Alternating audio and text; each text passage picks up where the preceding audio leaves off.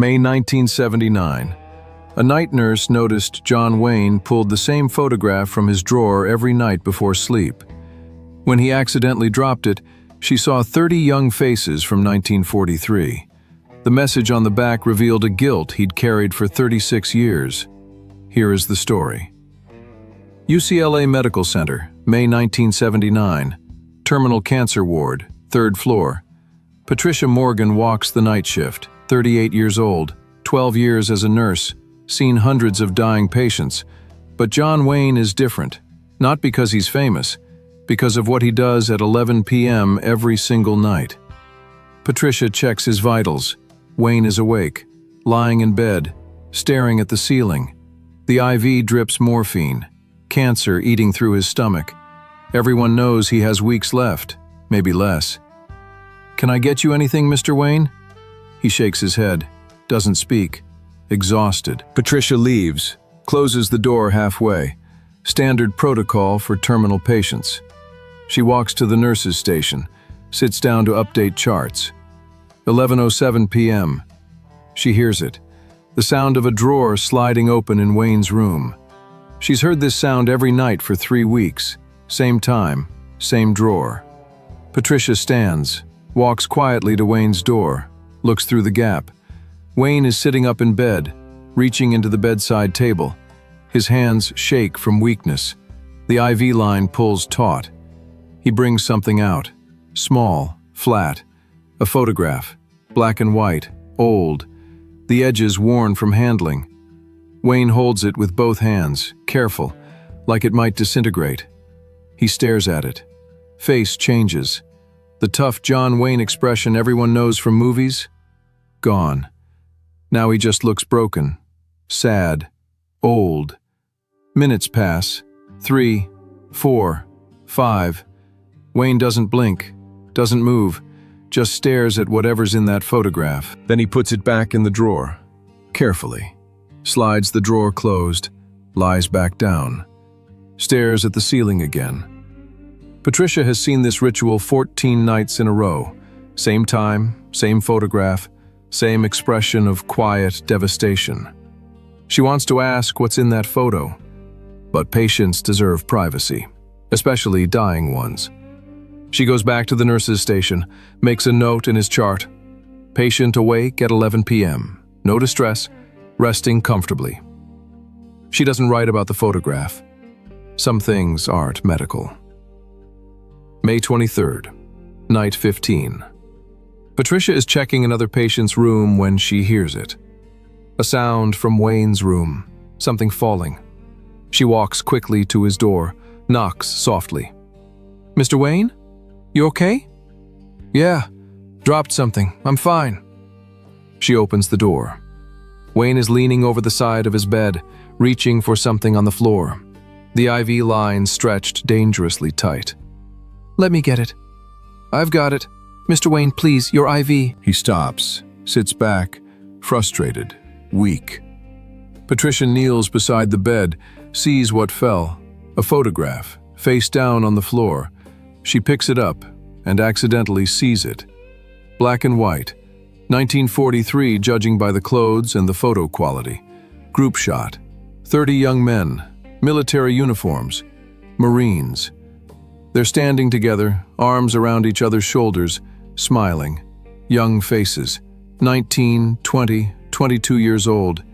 And in the center, one man in civilian clothes, John Wayne, younger, 36 years old, smiling too, but his eyes look different.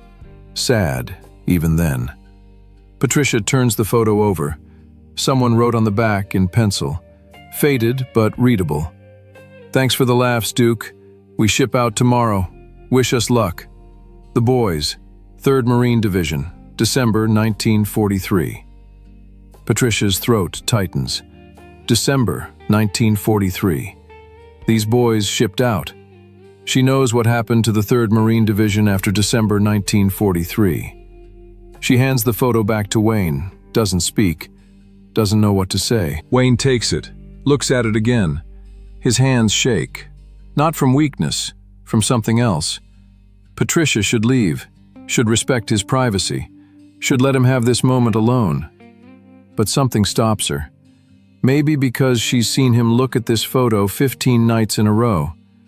Maybe because he's dying and carrying something heavy. Maybe because she's a nurse, and nurses don't just treat bodies. They witness pain. Before we continue our story, tell me where you watch from. Let's see which place has the most fans of the Duke. Mr. Wayne, she says gently. Who are these men? Wayne doesn't look up, keeps staring at the photo. Long silence, then, soldiers I met in 43. His voice comes out rough, barely above a whisper. I did a USO show, South Pacific. Entertainment for the troops before they shipped out. He points to the faces in the photo. These boys, 30 of them, 3rd Marine Division. They were about to invade Tarawa. Patricia knows about Tarawa. Learned about it in school. One of the bloodiest battles in the Pacific. Did they make it? Wayne's eyes fill. Not tears, just wetness. The kind that comes before crying but doesn't quite break through. No, most didn't. His voice cracks on the word didn't. Tarawa was a slaughter. 76 hours, 1,000 Marines dead. These boys were part of that. He touches one face in the photo, then another, then another. This one was Jimmy, from Texas, 19 years old. He asked me for an autograph. I signed his helmet. He moves his finger. This one was Eddie, Brooklyn, 22. He told jokes, made everyone laugh. He wanted to be a comedian after the war. Another face. This one was Carl. Quiet kid, didn't talk much. But he shook my hand before I left, said, "Thank you for coming." Wayne's jaw tightens. He's fighting to keep his voice steady. They asked me to join them, said, "Come fight with us, Duke. We'll keep you safe." They were joking, laughing, trying to make me feel like one of them. Pause. I laughed it off, made a joke back. "I'll leave the fighting to you heroes." Posed for this photo. Then I flew back to Hollywood. He looks up at Patricia now, eyes red. They sailed to Tarawa 3 days later. Most of them died on the beach, shot before they even got out of the landing boats. Patricia's chest aches. She doesn't know what to say. Wayne looks back at the photo. I was back in Hollywood eating steak dinners while they were bleeding out in the sand. "You didn't kill them," Patricia says softly. "No, but I lived while they died.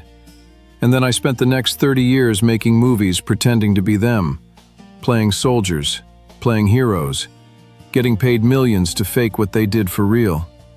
He traces the edges of the photo with his thumb.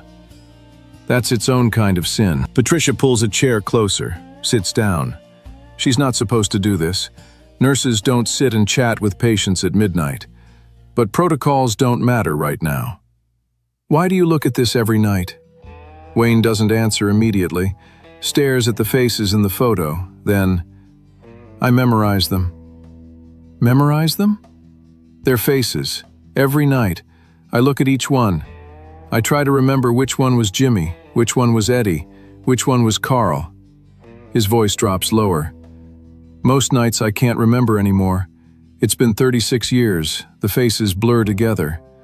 But I keep trying, because I owe them that much. Patricia's eyes sting.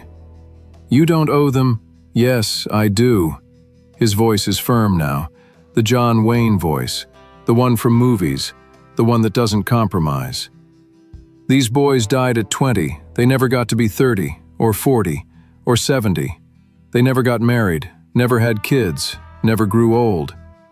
He looks at the photo again. "I got all of that. I got 50 more years they didn't get. I got to be a movie star. I got to be famous. I got to live." Pause. "The least I can do is remember their faces, even when it hurts, especially when it hurts." Patricia doesn't speak, doesn't know what words could possibly meet this moment. Wayne puts the photo back in the drawer, closes it gently, lies back down. "You can go now. I'm fine."